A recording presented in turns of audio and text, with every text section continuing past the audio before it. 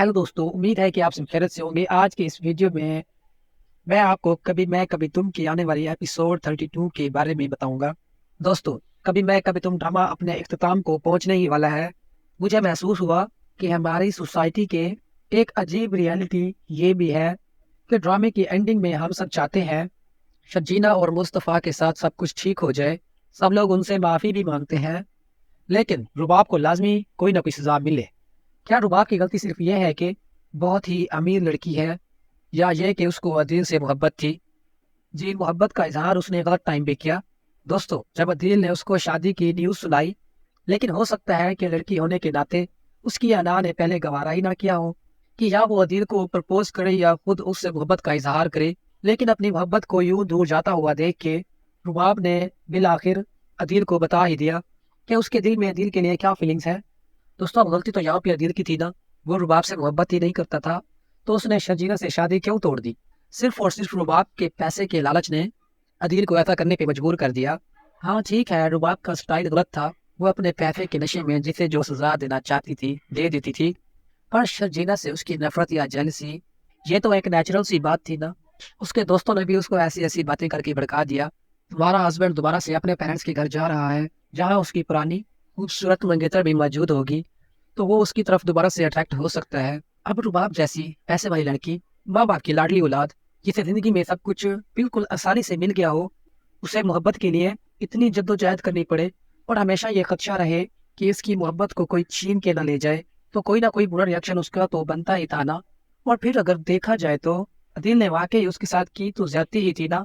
रुबाब का एतमाद छीन के उसके बिजनेस में इतना हुनर हासिल कर लिया कि वो उसकी कंपनी का नाम इस्तेमाल करके खुद की पर्सनल डील भी कर सकता था, और फिर रुबाब के फ्रेंड के साथ अफेयर चला लिया।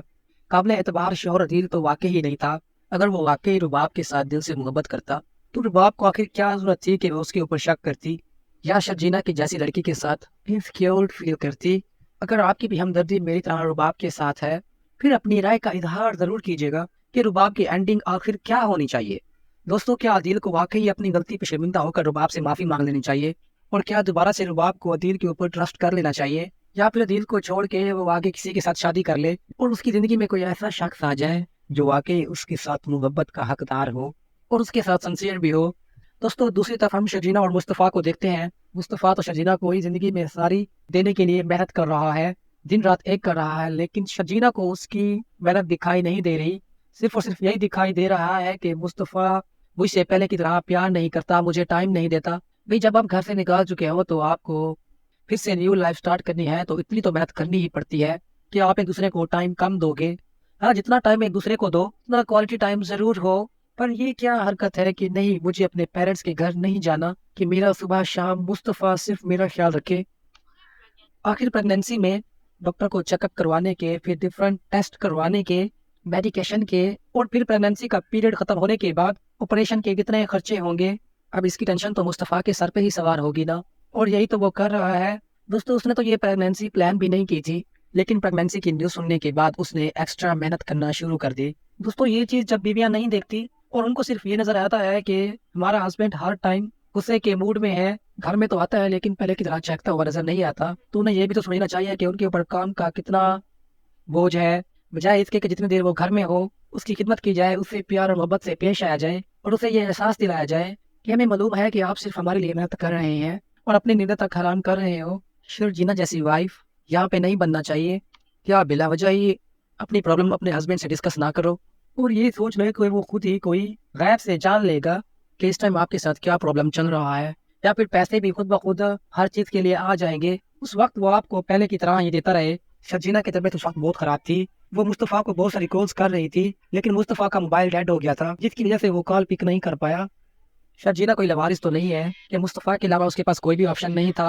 वो अपने बहन और बेनाई को कॉल कर सकती थी, वो अपने फादर को कॉल करके बुला सकती थी, किसी फ्रेंड या कोलीग को भी कह सकती थी, लेकिन नहीं, मुस्तफ़ा ने कॉल ही नहीं उठाई। तो शर्जीना को मैडम ने तबीयत खराब होने का किसी को बताना भी पसंद नहीं किया, और यहाँ तक कि बेहोश हो जाएगी। और अगर होश में आई तो कोई अगर बड़ा नुकसान उसके साथ हुआ, वो उसका जिम्मेवार सिर्फ और सिर्फ मुस्तफ़ा को ही ठहराएगी, यहाँ तक कि मुस्तफ़ा के साथ रहने से भी इनकार कर देगी। دوستو کیا لگتا ہے آپ کو، کیا آنے والی ایپیسوڈ میں مصطفیٰ اور شرجینہ ایک ساتھ رہ پائیں گے یا نہیں، اور کیا عدیل اور رباب ایک ساتھ رہ پائیں گے یا نہیں؟ آنے والی ایپیسوڈ میں آپ کو یہ سب دکھایا جائے گا۔ دوستو اگر ویڈیو اچھی لگی ہو تو لائک کر دینا اور چینل کو سبسکرائب کر دینا۔